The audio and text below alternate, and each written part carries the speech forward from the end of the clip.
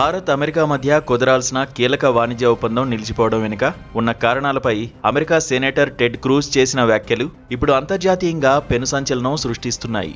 Republican దాతలతో జరిగిన private సమావేశంలో cruise మాట్లాడినట్లుగా చెబుతున్న 10 నిమిషాల నిడివిగల ఆడియో క్లిప్ తాజాగా వెలుగులోకి వచ్చి రాజకీయ ప్రకంపనలు రేపుతోంది.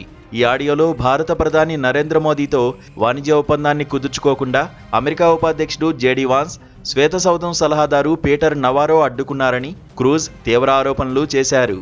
రష్యా నుంచి చమురు కొనుగోళ్ల సాగుతో భారత్పై ట్రంప్ సర్కార్ అదనంగా 25% సుంకాలను విధించడం వల్ల మొత్తం టారిఫ్ 50%కి చేరిందని, ఇది ఇరు దేశాల సంబంధాలను దెబ్బతీస్తోందని అమెరికా సెనేటర్ టెడ్ క్రూజ్ ఆందోళన వ్యక్తం చేశారు. కేవలం విదేశీ విధానాలే కాకుండా అంతర్గతంగా ట్రంప్ అనుసరిస్తున్న టారిఫ్ వ్యూహాలు అమెరికా ఆర్థిక వ్యవస్థను కుప్పకూల్చే అవకాశముందని ఆయన హెచ్చరించారు. ఈ విషయంలో తాను వైట్ హౌస్తో నిరంతరం పోరాడుతున్నానని, కానీ జేడీ వాన్స్ వంటి వారు ఈ ఒప్పందాన్ని ముందుకు సాగనివ్వడం లేదని ఆయన ఆవేదన వ్యక్తం చేశారు. ఈ లీక్ అయిన ఆడియో ద్వారా రిపబ్లికన్ పార్టీలోనే వాణిజ్య విధానాలపై తీవ్రస్థాయిలో చీలికలు ఉన్నాయని స్పష్టమవుతోంది.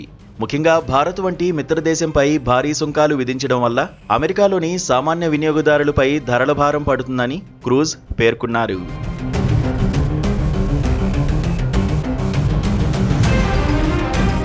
అమెరికా అధ్యక్షుడు డొనాల్డ్ ట్రంప్ అనుసరిస్తున్న కఠిన సుంకాల విధానంపై క్రూజ్ నేరుగా ఆయనతోనే చర్చించినట్లు ఆడియోలో వెల్లడించారు. ఏప్రిల్ 2025లో ట్రంప్ ప్రభుత్వం లిబరేషన్ డే పేరుతో ప్రకటించిన టారిఫ్ల వల్ల ప్రజల నిత్యావసర ధరలు 10 నుంచి 20% పెరిగే ప్రమాదం ఉందని తాను హెచ్చరించానని ఆయన గుర్తు చేసుకున్నారు. ఒకవేళ ప్రజల రిటైర్మెంట్ పొదుపు ఖాతాలు 30% వరకు పడిపోతే 2026 మధ్యంతర ఎన్నికల్లో రిపబ్లికన్ పార్టీ ఘోర పరాజయాన్ని మూటగట్టుకుంటుందని క్రూజ్ వెల్లడించారు. ఈ క్రమంలో ట్రంప్కు అర్ధరాత్రి ఫోన్ చేసి టారిఫ్లపై పునరాలోచించాలని కోరగా ఆయన తనపై తీవ్ర అసహనం వ్యక్తం చేస్తూ కేకలు వేసినట్లు క్రూజ్ వివరించారు. ఈ తరహా ఆర్థిక సంక్షోభం తలెత్తితే ప్రతిపక్ష డెమోక్రాట్లు ప్రతివారం అధ్యక్షుడిపై అభిశంసన తీర్మానాలు చేసే అవకాశముందని కూడా తాను సూచించానని చెప్పారు.